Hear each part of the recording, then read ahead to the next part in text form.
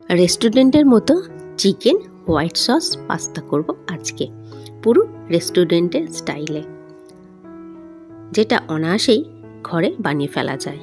খুব টেস্টি একটা খাবার। এখানে আমি 300 গ্রামের মতো বোনলেস পিস নিয়েছি।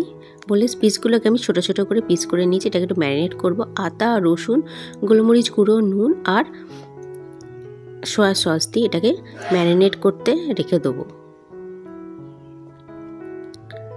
এটাকে ভালো করে মাখিয়ে নিচ্ছি, নিয়ে এটাকে আবার ম্যারিনেট করতে দিয়ে দিচ্ছি। কিছু প্রয়োজনীয় ভেজিটেবলস আমি কেটে নিয়েছি, যেমন পেঁয়াজ, ক্যাপসিকাম আর গাজর। ভেজিটেবলসটা আপনারা আপনাদের পছন্দের মতো কেটে নেবেন।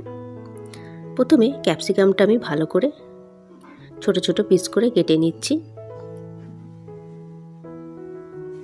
তো নতুন বন্ধুরা যারা আমার ভিডিওটা দেখছেন, পারলে আমার চ্যানেলটা সাবস্ক্রাইব করবেন, করে আমার পাশে থাকবেন আর নতুন নতুন রান্নার ভিডিও বা রেসিপি পাওয়ার জন্য।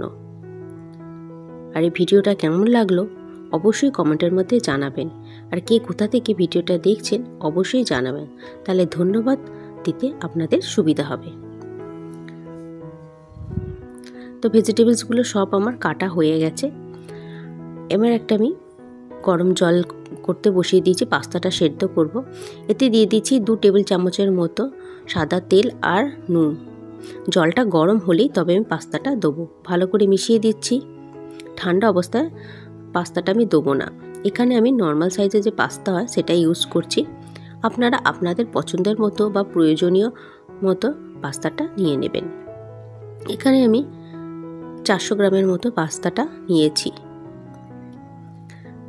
জলটা যখন গরম হয়ে যাবে পাস্তাটা দেবো, দিয়ে হালকা একটু সেদ্ধ করব।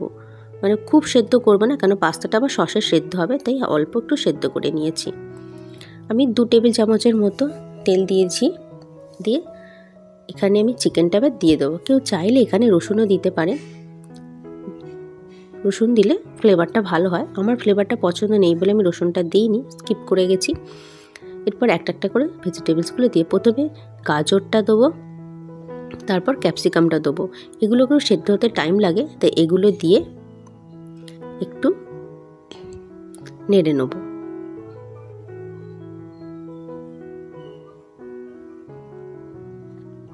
দিয়ে দেবো নুন। নুনটা দিয়ে ভালো করে নেড়ে নেব,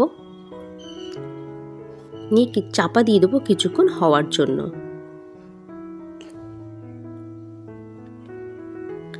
তো এটা একটু নরম হয়ে গেছে।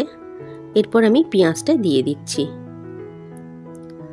পেঁয়াজটা দিয়ে আবারও নেড়ে দেবো, দিয়ে চাপা দেবো কিছুক্ষণ হওয়ার জন্য। আবারও একটা আমি কড়াই বসিয়ে দিয়েছি। এই কড়াইতে আমি দিয়ে দিচ্ছি 2 টেবিল চামচের মতো বাটার।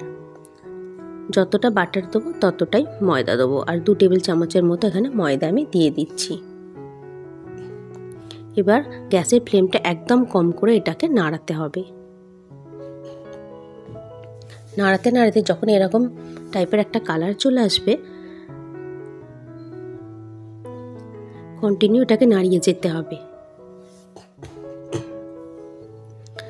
গ্যাসের ফ্লেমটা কম করে নাড়াচ্ছি এবং আমি এতে 2 কাপের মতো দুধ দেবো। দুধটাকে ফুটিয়ে আমি ঠান্ডা করে নিয়েছি, তাই ঠান্ডা দুধটা আমি দিচ্ছি। এটা কন্টিনিউ নাড়াতে হবে আর দুধটা ঢালতে হবে, নাহলে জমে যাবে। এটাকে নাড়াচ্ছি কন্টিনিউ। এরকম একটা ডিম গোলা বা ব্যাটার গোলার সাথে আমি এটাকে কন্টিনিউ নাড়িয়ে নাড়িয়ে একদম সসটা রেডি করে নিয়েছি। কন্টিনিউ এটা নাড়াতে হবে, এটাকে ছেড়ে দিলে হবে না, তাহলে জমে যাবে। তো সসটা আমার রেডি। চিকেন আর ভেজিটেবলসগুলো সব দিয়ে দেবো এবার, দিয়ে নাড়িয়ে নেব।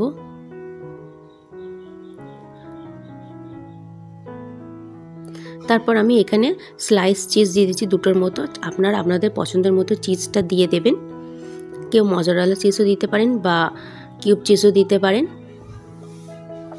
দিয়ে দিচ্ছি চিলি ফ্লেক্স 1 টেবিল চামচের মতো, ছোট চামচ 1 চামচে অরিগানো দিয়ে দিচ্ছি। আর যে পাস্তাটা সেদ্ধ করে সেই পাস্তাটা এবার দিয়ে দিচ্ছি। ভালো করে এবার সসের সাথে এটা মিশিয়ে নেব। কেউ চাইলে এখানে একটু জলও অ্যাড করতে পারেন। আমি অল্প পরিমাণে জল অ্যাড করেছি, দিয়েছি গোলমরিচ গুঁড়ো 1 চামচ, অল্প পরিমাণে একটুখানি নুন, যেহেতু নুনটা দিয়ে সমস্ত কিছু আমার সেদ্ধ করা ছিল, পাস্তাটাতেও দেওয়া ছিল, চিকেনেও দেওয়া ছিল। তো রেডি আমাদের chicken sauce, white sauce pasta. কেমন লাগলো ভিডিওটা অবশ্যই জানাবে কমেন্ট করে। উপর থেকে ছড়িয়ে দিচ্ছি একটুখানি চিলি ফ্লেক্স, পুরো রেস্টুরেন্টের স্টাইলের মতো। ভিডিওটা যদি ভালো লেগে থাকে তো অবশ্যই চ্যানেলটা সাবস্ক্রাইব করে পাশে থাকবেন। ভিডিওটা দেখার জন্য আপনাদের অসংখ্য ধন্যবাদ।